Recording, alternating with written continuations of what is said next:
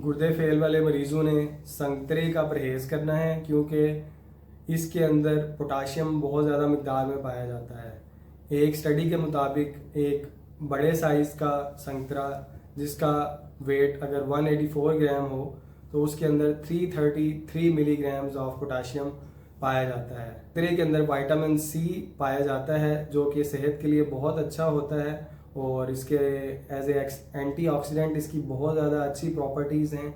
और जिस्म के अंदर अगर कहीं भी ज़ख़म हो तो उसकी जब हीलिंग होनी होती है तो उसके अंदर विटामिन सी का बहुत ज़्यादा रोल होता है। लेकिन ऐसे मरीज़ों के लिए संतरे का परहेज़ करना ज़रूरी है, क्योंकि इसके अंदर पोटाशियम की मिक़दार ज़्यादा पाई जाती है। 14 और ऐसे खाने हैं जो कि गुर्दों वाले मरीज़ों के लिए सेहत के लिए काफ़ी ज़्यादा ख़तरनाक हैं।